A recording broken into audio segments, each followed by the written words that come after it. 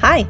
Welcome to Monstober Werewolves with AmberStonerDraws. Today we're going to take a look at Ginger, the iconic werewolf of Ginger Snaps. Ginger Snaps is an interesting entry into this list. It's one of those movies that I loved and related to for years. I watch it now and can't think of more annoying protagonists. The bored with everything edgy attitude of a couple of spoiled middle-class kids grates now in a way it never did before.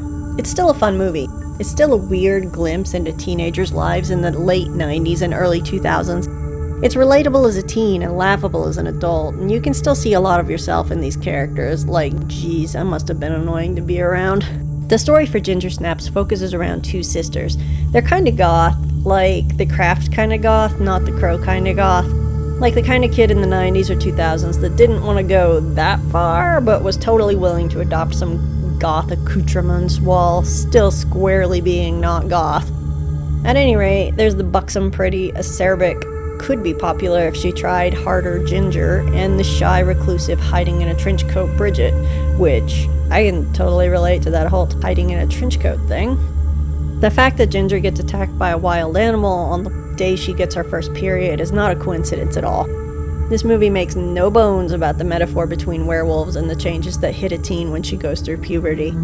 It's a fun, weird twist to have a movie like this be so refreshingly blunt about it, marrying it with the confusion and misunderstandings that already come with puberty. The movie focuses on the empowerment that comes with becoming a werewolf, along with the body horror.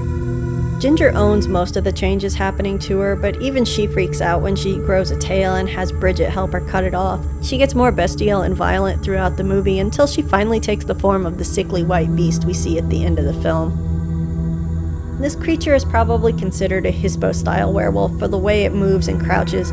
It's really evident that it's a person in a suit when it jumps, and you can see its legs, but otherwise you would assume that this is an oversized wolf or Hispo-style werewolf, so I'm still going to leave it in that category. It's rubbery and a little shiny, with exposed skin over most of its body.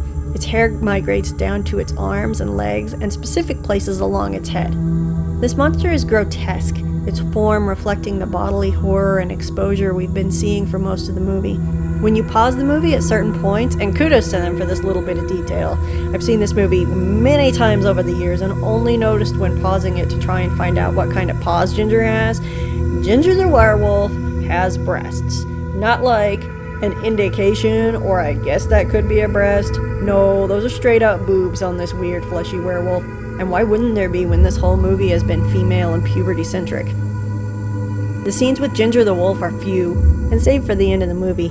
It's shot in a basement and utilizes the bad lighting to keep the werewolf mostly in shadow a lot of the time. But since this werewolf is a pale white, you still get some really nice shots regardless. Ginger Snaps is a weird entry into the genre. It's fun. It has a strong female character, and I'm not talking about just the sisters. The mother in the movie just keeps trying to connect with her daughters, but is dismissed constantly. When the chips are down, though, and she finds out Ginger has killed someone by accidentally digging up a corpse in the garden, no less, she's straight up ready to burn the house down, take her daughters, and flee into the night. That always stuck with me. Their mom is like, ride or die. Overall, Ginger Snaps is a fun movie to watch, and a great movie to revisit at different times of your life.